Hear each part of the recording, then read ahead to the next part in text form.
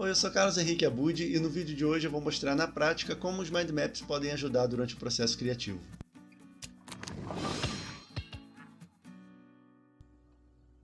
No vídeo passado eu falei algumas coisas relacionando os mind maps e a criatividade, sobre o porquê deles funcionarem tão bem nesse sentido. O link para esse vídeo está aqui embaixo na descrição. E no vídeo de hoje, para ilustrar melhor o que foi dito, eu vou fazer um mind map do jeito que eu costumo fazer e que sempre me ajuda a estruturar melhor as coisas. O mind map é uma ferramenta que eu uso toda vez que eu não tenho ideia nenhuma, que eu não tenho nenhum ponto de partida e eu tenho a necessidade de entregar alguma coisa, por exemplo, cumprir algum prazo. Não é o único recurso, mas é um que eu aplico com bastante frequência. Mas antes disso, existem alguns pontos importantes que vale a pena mencionar.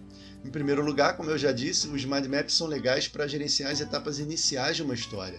Então, uma vez que a premissa já vai tomando forma, a gente já tem uma ideia melhor da direção da história, geralmente é mais eficiente partir para um outline, né? Uma lista de cenas importantes e tudo mais. Mas nada impede de voltar para o mind map se a coisa travar novamente ou se em alguma outra etapa do processo criativo surgir a necessidade de um brainstorm. Outra coisa que é legal dizer, principalmente se você não tem muito contato com o mind map, é que ele pode e deve ser chamativo, ele pode ter muitas fontes diferentes, misturar vários estilos.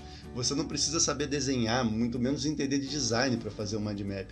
Ele não é um cartaz, né? A estética dele é mais voltada para o estímulo da criatividade, para o gerenciamento de conceitos, para a resolução de problemas. Então você pode usar cores que não combinam, formas malucas, sem medo, né?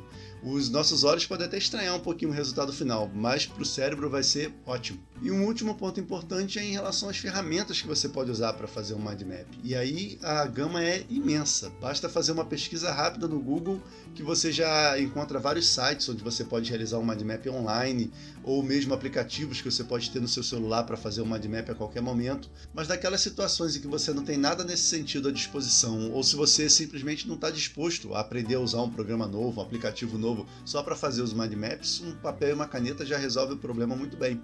É como eu faço a maioria dos meus mind maps, aliás. Embora no exemplo de hoje eu vá usar o computador para poder ficar mais fácil a visualização. Vamos lá então, vamos ver o que vai sair. Eu decidi fazer esse exemplo a partir do zero, então eu não tenho um ponto inicial, não tenho nenhum elemento com o qual eu possa trabalhar para poder desenvolver em cima, que é uma das situações mais indicadas assim para se trabalhar com os mind maps, né? Preciso entregar alguma coisa no final da semana, uma história, e eu não tenho tema, não tenho nenhuma ideia, né? Então vamos lá, para a gente começar, a gente tem mapa mental, então vamos partir daí. Mapa e mente. Vamos ver o que sai desses dois estímulos, né? Então vamos começar fazendo um indicativo do cérebro aqui no nosso mapa, né? Não precisa ser nada muito realista, nada muito bem elaborado, como eu tinha falado. Só um estímulo mesmo. Acho que faz uma coisa assim, né?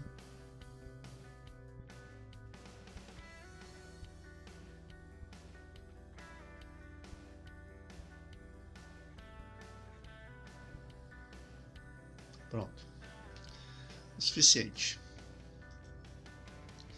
Então, do outro lado agora a gente vai ter o mapa.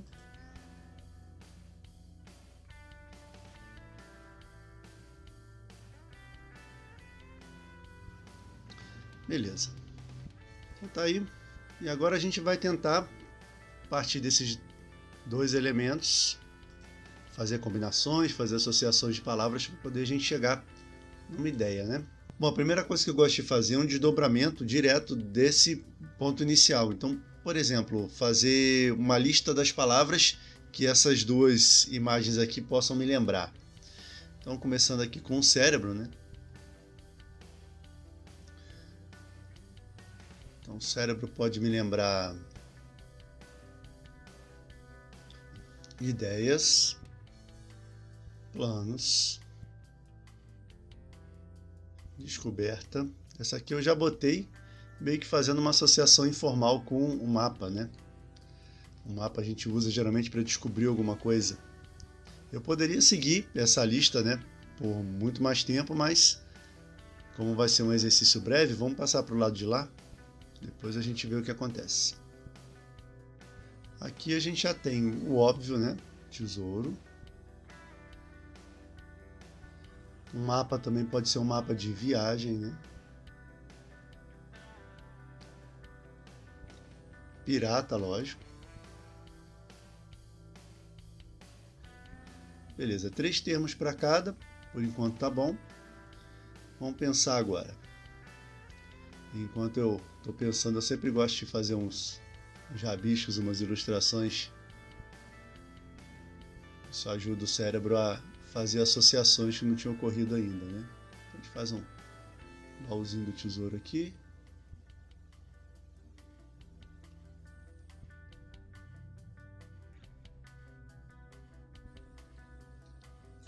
Uma lampadinha aqui. Vamos lá. Na parte do mapa, por enquanto eu quero expandir viagem. Então quando a gente viaja, né, quais seriam os destinos? Os primeiros destinos que viriam à cabeça, né? A gente tem praia, que eu já tenho como linkar ali com tesouro, né? Montanha. Para essa eu subdividir, eu posso ter férias também. Mas a gente pode expandir a ideia e não pensar só em termos de férias, de passeio por lazer puro, né? Pode ser um museu.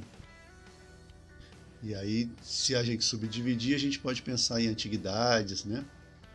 Arqueologia, de repente. Também a gente continua linkando com o tesouro lá em cima. Estou procurando manter a coisa meio coesa, porque eu tenho um tempo limitado, né, para trabalhar. Mas ao mesmo tempo eu não quero fazer nenhuma ligação definitiva aqui não, eu estou só abrindo possibilidades por enquanto. Aqui no lado do cérebro eu acho que eu vou acrescentar mais uma categoria, que vai ser estudo, né? Seria o mais óbvio, né? Eu acabei nem cogitando. E é essa mesmo que eu vou expandir.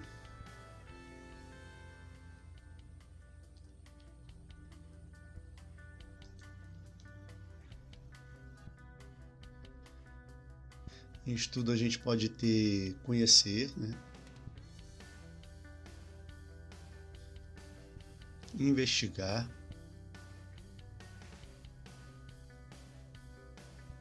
ensinar, né? Por que não? Bom, então a partir desse ponto a gente começa a ter algumas possibilidades de estabelecer conexões entre esses dois elementos iniciais, né? A mente e o mapa, sendo que antes a gente não tinha nenhuma, ou pelo menos nenhuma óbvia, né? Fazer uma lupinha aqui para ilustrar o investigar, né?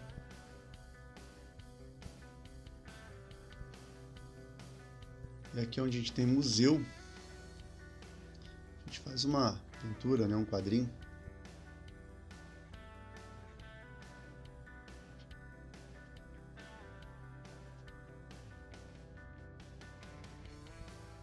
Pronto.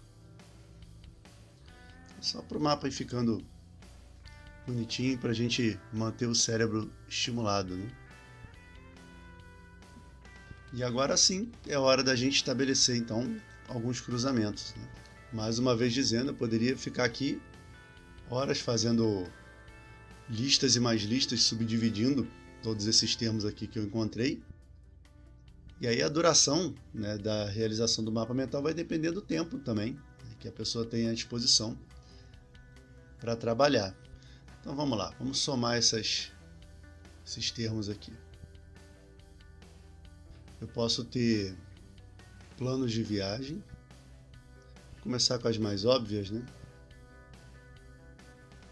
Posso ter outra óbvia, né? Descobrir tesouro.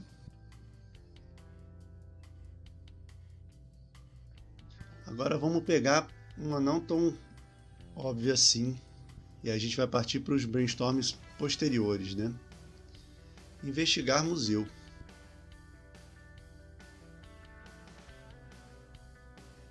Investigar museu seria ensinar, né? Faltou um Rzinho.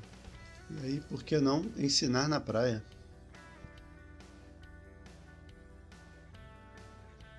Beleza. Já aumentou bastante aqui a nossa gama a partir dessas associações mais inusitadas, né? Vamos passar isso aqui para cima para a gente ter espaço para trabalhar. O nosso maior aliado realmente durante um mapa mental é justamente o inusitado. Aquilo no qual você não pensaria se você tivesse só fazendo uma lista, né? Vamos separar nossa caixinha aqui de associações.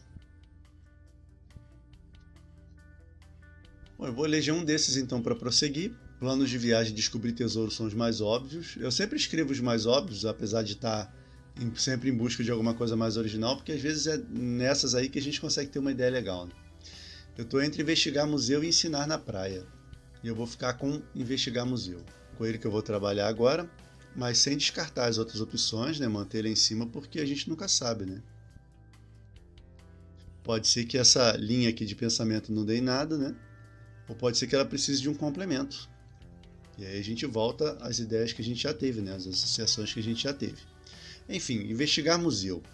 Vamos puxar uma coisa interessante de cada lado aqui. Vamos ver a primeira coisa que aparece quando eu penso em investigar e a primeira coisa que aparece quando eu penso em museu. Investigar, óbvio, crime, né? Geralmente você investiga um crime. E museu, pintura, né? Já fiz até a pinturinha ali. Crime e pintura. Estamos chegando em algum lugar, né? Vamos fazer mais um brainstormzinho aqui. Um crime tem vítima. Um crime tem pistas. Um crime tem testemunha. Tá bom. E a pintura tem traços. Uma pintura tem estilo. A pintura pode pertencer a um movimento. E uma pintura foi feita por um pintor, né? Tá. Agora é a hora que, com um pouco de sorte, a gente conclui alguma coisa, né? Pensa em alguma história, alguma premissa partindo desses elementos. Fazendo uma paletinha aqui rapidinho. Esse lado pode ser um daqueles bonequinhos que ficam onde as pessoas desenham no chão, né? Depois que acontece um crime.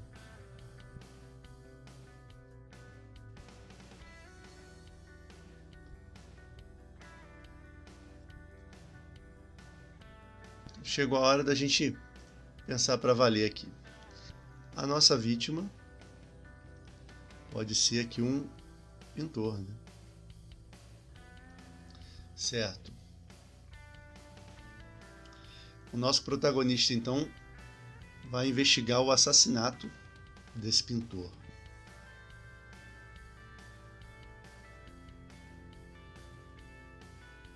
Então, o nosso protagonista é um investigador. Vai ser uma história policial, então. Pode ter um pouco de suspense, tudo mais. E ele vai investigar o assassinato desse pintor. Então a história pode começar com uma cena de crime. Esse pintor morreu. E as pistas desse assassinato estão nos traços do pintor. Os traços ou o estilo, né, como tem ali. Ou seja, o nosso protagonista entende de arte, é um estudioso de arte, e ele é chamado a essa cena do crime. Ali tem um pintor morto e um quadro inacabado. Isso pode ser no ateliê desse pintor.